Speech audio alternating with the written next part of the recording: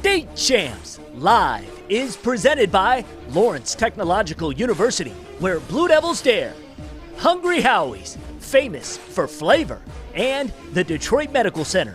Do you have a sports injury or are just looking to take your game to the next level? Go where the pros go. Visit dmc.org/gamechangers.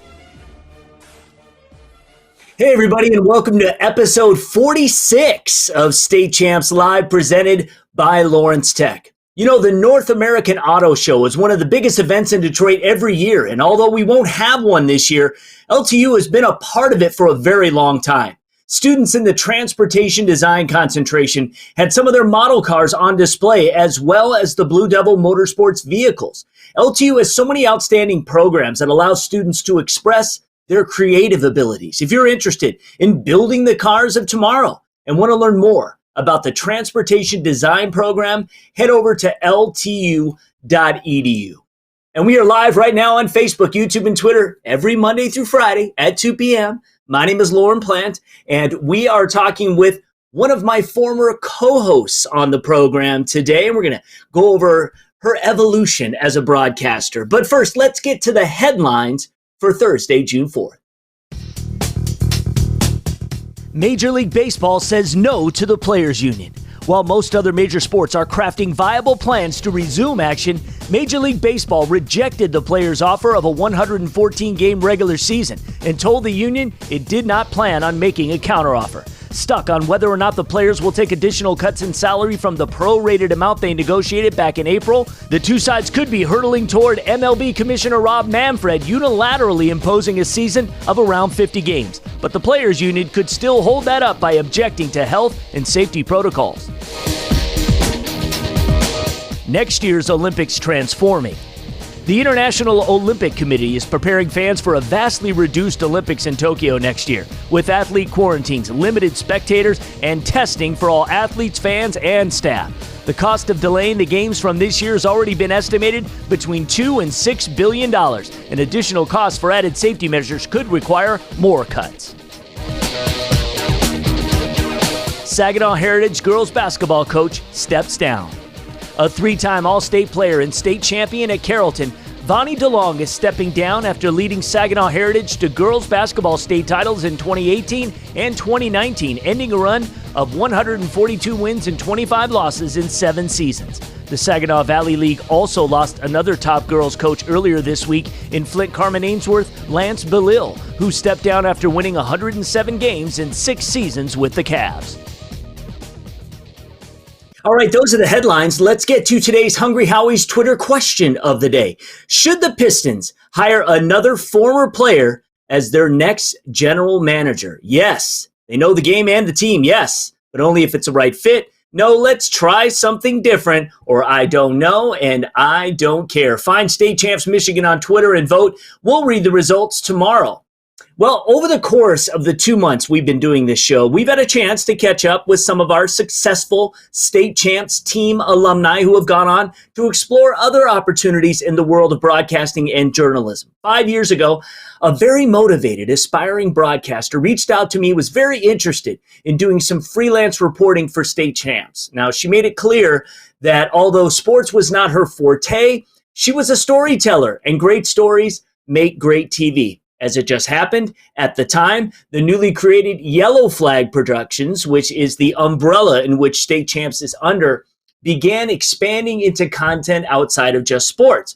So what I'm saying is a lot of this business and the opportunities that arise from it are a lot of times about timing and in many cases, luck. So we hired Kiara Lancaster, as she was known then, into the fold. She worked on a variety of programming for us, including State Champs. She won an Emmy Award for her work on a program based around the serious topic of concussions. She has since become Kiara Hay. For the last year, she has been an anchor and reporter with WLNS in Lansing, and she joins us today on Live. Hello, Kiara.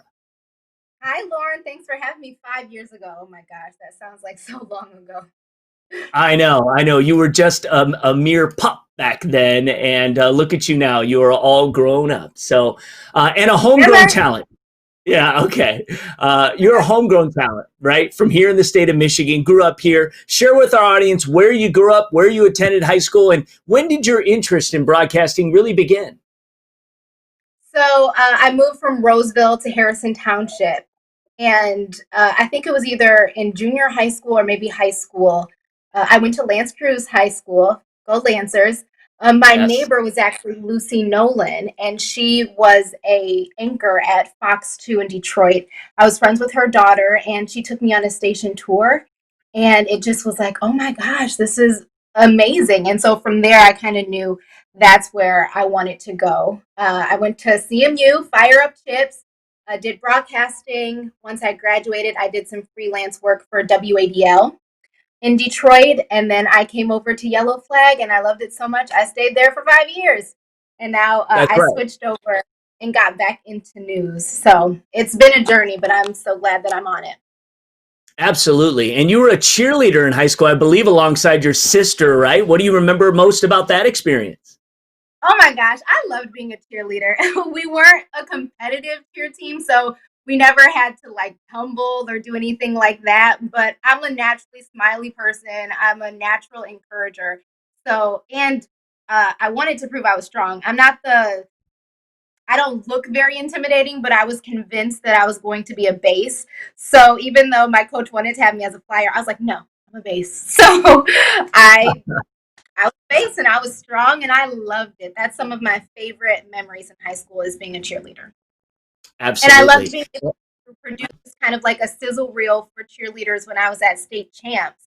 That was one of the favorite things that I did there. And I remember it got like a big internet presence when it went online. Everything we do with reference to cheerleading in any way, shape, or form always has a huge audience. So we are going to explore more of that as much as we can. Now, you said you went to Central Michigan University. Talk about how you began to develop your craft there, how you broke into the business. I know you alluded to it, but maybe you can go into a little more detail. Yeah, well, when I was there, I was, of course, a part of the broadcasting department. I was a part of News Central 34, which is a completely student run newscast. I was an anchor there, I was a reporter there, I was a producer there. Um, and then I also had an internship at Wood TV. So that was super helpful. But when I got out of school, that's when I started to do the freelance work. It was more like commercial work um and then once I left Yellow Flag, that's when I kind of got back into news. But when I was at Yellow Flag, I really learned how to storytell. You know, it was long form storytelling, short form storytelling, and it it doesn't matter what the topic is. Everything has a story. So if you figure out how to do that, then you can, it doesn't matter if it's sports, robotics, beer, which are all things I worked on when I was there. It doesn't matter what the topic is, you'll be able to get a good story out That's right. You spent 4 years here at State Champs and Yellow Flag, a significant amount of time of your young adult life. And it was back in 2015. We were expanding our horizons like crazy. Tons of programs you worked on as a host, producer, writer, everything in between commercials, Pure Brews America, RoboZone, Michigan Edge, Inside the D, just to name a few, of which the last two were our first forays into magazine type programs based on life, culture, and business in cities. Inside the D was really your baby. What do you recall from that time? And talk about how you grew in all facets of production. of it. That was my baby. I loved Inside the D. It's still one of my favorite things I think I've ever worked on to date. It grew my love for Detroit. I grew up in Metro Detroit, but working on that show exposed to me the heart of the city. I talked to people who have lived there their whole lives. I talked to people who moved there because of the art scene. I saw not even the rebirth, but just the heart of the people who live there. Detroit, I think, is so misunderstood. And to be able to talk to people who live there, to be able to talk to entrepreneurs, it meant so much to me. And like you said, I mean, I produced it, I wrote it, I hosted it. It was like my baby. Looking back on some of those segments, you know, you always like, oh, I could have done that a little better. But I loved it and I grew so much. I grew so much. And that lesson of being able to produce that show is just something I can never repay back. Yeah, absolutely. It really was such a great environment as the company then, because we were really just kind of going with the flow, and whatever we wanted to try and do, we were doing, and it was great. And when Stephanie Funkhauser left for opportunities in Grand Rapids at Fox 17, Kiara took over her role as co-host of State Champs. And it wasn't long before she realized sometimes you have to go beyond the call of duty. Watch this. So make sure you tune in for that. And you can't forget to check us out on Facebook, Instagram, Twitter.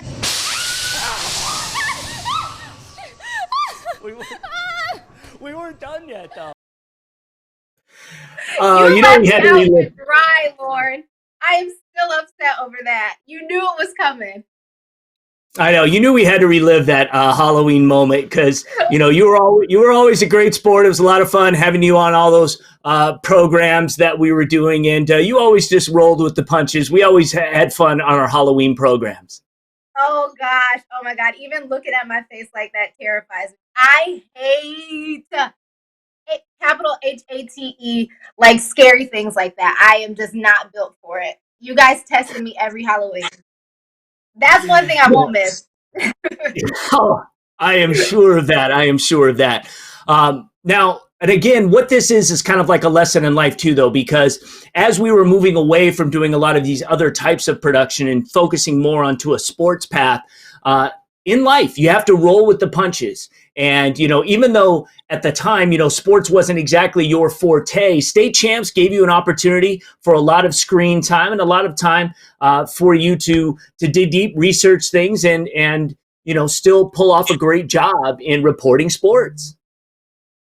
Yeah, I mean, like I said, great storytelling transcends whatever the department is. I remember towards the end of me being at Yellow Flag, I was doing play-by-play, voicing over play-by-play, which is never something I thought I would do, but I enjoyed it, You never know what you like until you try it, and that was one of the great things at Yellow Flag is you guys let us try any and everything. You guys really allowed me and so many other people to learn and to critique. You critiqued us, you helped us sharpen our skills, and can't repay you enough for that. Yeah, it was great. It was great. And it's fun just looking back at all these clips. It's hard to believe, so many shows. It's crazy. We're going to wrap up with Kiara's her post-State Champs career, and we're going to talk about what she's doing now. If you have any questions or comments for her, you can ask it on Facebook, Twitter, YouTube. I'll ask her about it. We'll get to those in just a few minutes. But first, let's just take a quick break and check out what happened this week in State Champs history.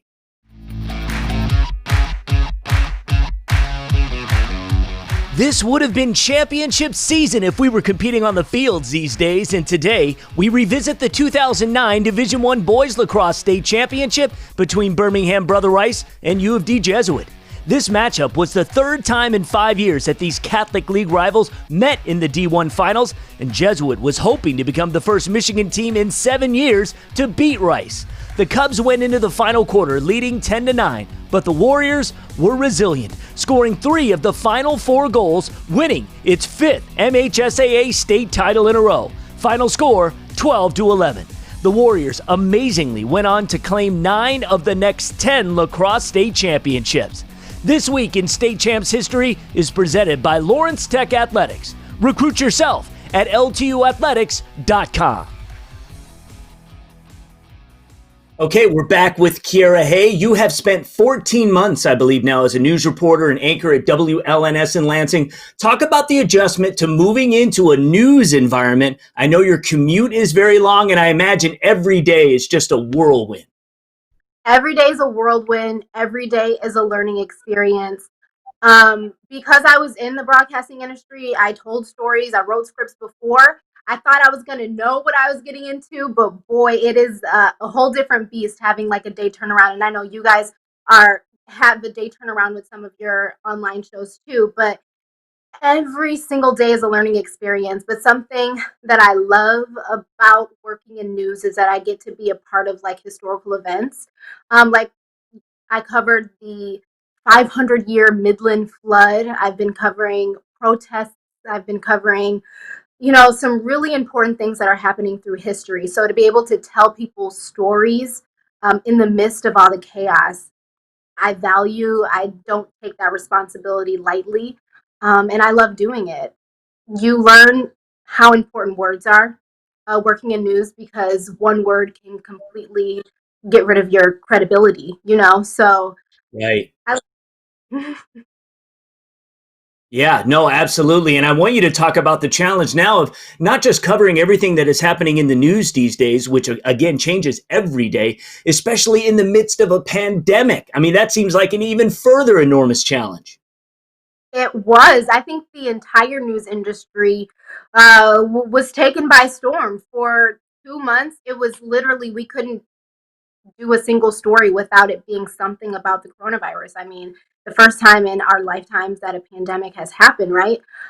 So we had to go virtual. Now when I anchor, there used to be scenes where people are side by side. That doesn't happen anymore. When you go out for stories, you have to wear a face mask or covering, or even a lot of times when you're interviewing someone, it has to be virtual, like we're doing now. It has to be Zoom. So you have to find new ways to kind of connect with people. Um, it was challenging, but the human spirit, we make it work, right? I mean, that's just what we have to do. That's right. You make it work. And you're still very young in your career. Do you think long term about where you would like to see your career progress in the future? I think one thing I learned in this industry is you can't predict anything. You kind of have to be willing to go with the flow. Detroit is my hometown, so I would love to be a reporter in Detroit. That's where my heart is. But Um, this is a journey. Life is a journey. I feel like when you put too many expectations on things, you become disappointed. So I have goals, but as long as I keep growing, I know that wherever I end up is where I'm supposed to be. Absolutely. I believe in that wholeheartedly. And we did get one question, and they want to know, what is your favorite part of working in the news media? Ooh, just one. Okay, favorite part about working in the news industry is like telling people stories. When I do a story and then I get a text or email back saying, "Wow, thank you," or you really get me, you really understand it. Like that touches my heart, because when you're in the news industry, a lot of times you get the chance to tell people's story. And if they feel like you didn't do it justice, that always hurts. But honestly, that's a part of the job too, because we have to be truthful. So, sometimes people don't like the truth, but that's our job. I love the fact that I get to challenge certain things that I don't agree with. Um, and like I said, I love being a part of historical events. I Yeah, got to go to absolutely. like the rallies when Bernie was in Detroit. I was there. When Pence was in Detroit, I was there. You get to do a lot of the cool stuff. Yeah, absolutely. And I know you love all of that and being right in the middle of it. I want to thank Kiara Hay, who will always be a part of the State Champs family, for coming on the show today. Thank you, Kiara. Give our best to your husband, Lance, and your entire family. We wish you and yours, of course, the best of health, and let's do this again someday. All right. It was great talking to you guys. Okay. All right, Kiara. Thank you very much. Let's take a look at today's clip of the day.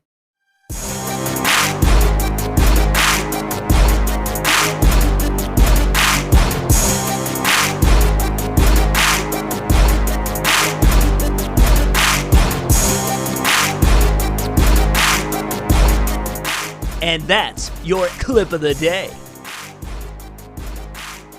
All right, nice job. Nice job. That was solid. All right, send us a link to your clip on any of our social media platforms. We'll check it out. Let's check out today's DMC Game Changers and a unique method of training using your senses. Here's a sample.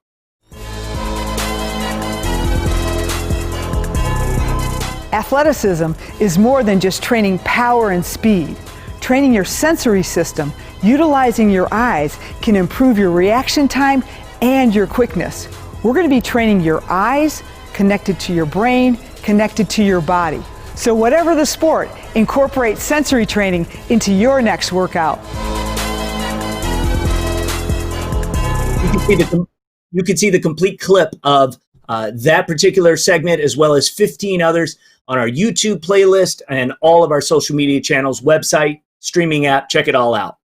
All right, let's check out the results of yesterday's Hungry Howie's Twitter question of the day. Do you think college athletes should be able to get paid? And this one, I had a feeling we would have diverse opinions on this, and we did. But yes is the winner. But yes, not paid by the team. So that's interesting. All right, tomorrow on Live, Jim Moyes of the Muskegon Chronicle, has a new book on the history of Michigan high school track and field. So this was a huge effort. He collaborated with another gentleman, and we're going to talk to him about that and more. So we're going to be discussing track and field on tomorrow's program at 2 p.m. And if you know of a guest you'd like to see here on Live, email our show coordinator, Amanda. Her address, amanda@yellowflagproductions.com. Have a great day. Right now, we are all longing for the roar of a crowd, the excitement of a stadium filled with cheering fans, and the ecstasy of celebrating a hard-fought victory. But right now, we're all on the same team, and we must do our part to make sure as many students, athletes, coaches, teachers, parents, and loved ones are there when we have the luxury to resume our rivalries and start rooting for our teams once again. Stay home and stay safe. State Champs Live is presented by Lawrence Technological University, where Blue Devils dare, Hungry Howie's, famous for flavor, and the Detroit Medical Center. Do you have a sports injury or are just looking to take your game to the next level? Go where the pros go. Visit dmc.org/gamechangers.